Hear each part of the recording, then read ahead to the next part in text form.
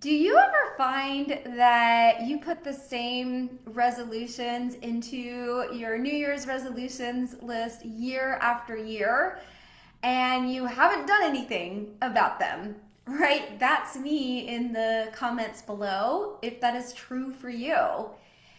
And then, do you also ever end up putting on that list things that you really don't like doing, but you just assume that they're going to be really good for you and they're going to help accomplish the goals that you desire for yourself?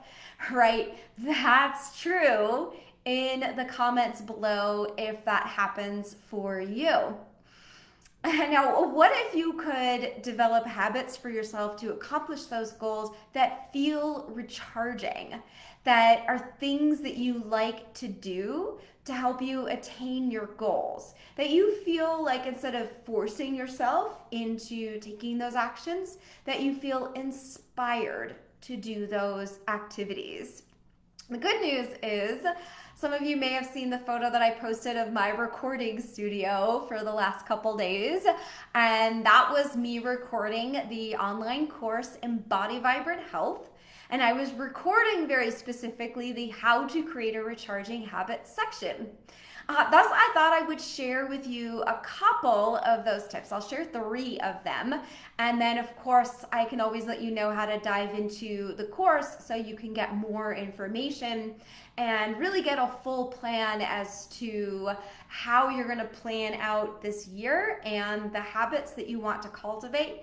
And not just that they last for the first month, maybe the first 3 months, but they can actually last for the entire year. So, what's that system that is going to be supportive for you? And one of the things that I get into detail on in the Embody Vibrant Health course, and this has to do specifically with health, but you can think of it in other areas of your life too, that one area, one aspect, one way in which you're making change happen, that it impacts other areas.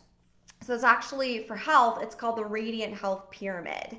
And this comes up like an example with health would be that I was working with a doctor years ago when I was really in the depths of having health issues. And really, the main thing that he had me do was to change my diet. And then he had me take some supplements, but he hadn't done other things with me, other types of medical treatment or prescription drugs at that point. And I was changing my diet, and then I go in and I see him a couple weeks later, and I'm telling him, it's interesting. I'm not getting angry at the situation that I normally do. And he says something like, "Oh, then your liver's working better." And I said, and I'm not getting like annoyed or fearful in the situation that I normally do. So I was talking a bit about my life with him, and he goes, "Oh, well, then your kidney's working better." And he actually did Chinese medicine as well. So he studied the effects or the impacts in the relationship between different organs in the body and our emotions. And I found that fascinating because emotions can be something that are really hard to change. But all I did was change my diet, and that changed my emotions. So that's an example to consider that if the habit you're trying to cultivate is not for you, maybe there's something else you can do that does fit into the realm of what's easier or more interesting for you to do to achieve the same results. It just might not be the common way that you think that. A lot of times when people want to lose weight, they think, okay, diet and exercise, diet and exercise. And then you do that and it's not really working for you. And that's because your stress level is really high. And when your stress level is really high, your body isn't operating in a way for the metabolism to fully support absorbing all of the nutrients and digesting the things that need to go out of you and getting rid of those fats. So actually that type of person just needs to de-stress. So again, the diet and exercise, having trouble with those habits, like maybe you actually need more relaxation to lose weight. Interesting how those things can work. So consider that for other areas. The second thing is just to really know yourself when you're setting up habits and to know how you do things. I have something that I created called the blow pop theory. when I graduated from college and I was going off on my own as an adult, and even as I was going to college, I really felt like the way that my family ate wasn't the healthiest way. And one of the things I wanted to give up were candies. I ate a lot of candies on road trips with my dad. That's probably the time that we had the most candies. And what I decided is what a lot of you would consider throw the dog a bone. I call it the blow pop theory. You'll know why in a second. But basically, I decided that it's really hard to cold turkey get rid of something, right? And to completely not do anything at all. So I'm gonna let myself have a little bit every now and then. That's where the throwing the dog the bone comes in. And I decided the bone for me was when I was on road trips and I could have one blow pop and it had to be watermelon flavor. So I picked my absolute favorite candy and I could have one of those and only on road trips, which just meant that I knew when that I was traveling or that at some point I'll have candy and I don't have to give up that sweetness for my entire life. When I go to parties, and there's all these sweets going around and I'm allergic to them or I just don't want to eat them because they're not the healthiest thing to eat. I don't have any extreme allergies, so I can have a bite of something and then there's not any issues. And I don't, once I have a bite, feel like I need to finish the cake. Now, some of you are going to know that if you have a little taste of something that you're going to finish the cake. So then you are not going to let yourself have that taste if there's more to eat besides what's in that taste, right? And then you might need to turn towards eating before you go to parties so that you're not hungry at the parties and you're less likely to eat some of those treats. So really knowing yourself and then just figuring out the plan appropriate for you. Rather than just saying cold turkey, I'm going to get rid of something, maybe throwing the dog a bone, maybe just adding in things that are healthier until you eventually let go of the things that are not as healthy is the way for you to go. And those are things that we break down a little bit more in the How to Create a Recharging Habit program. Then the last thing you consider is, what are my blocks, right? What is stopping me from achieving these goals? And I remember I had a job where there was a lot of demand. There was just so much to do for it. And there weren't a lot of people working there. It was a small business.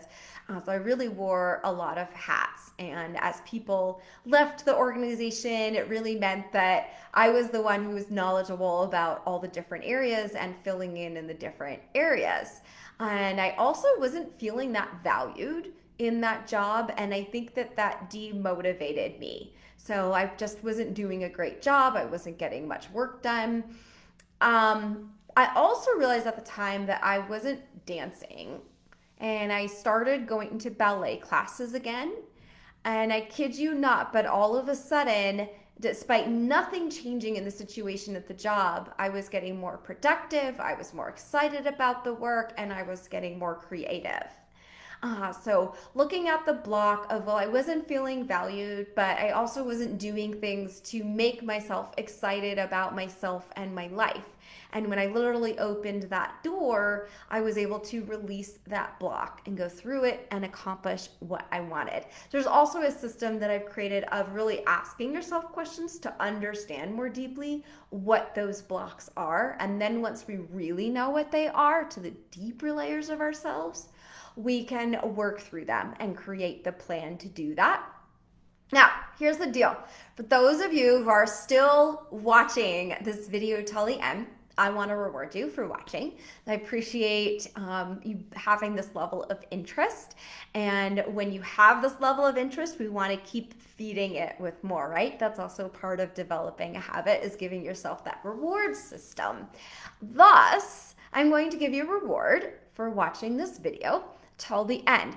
You get two choices.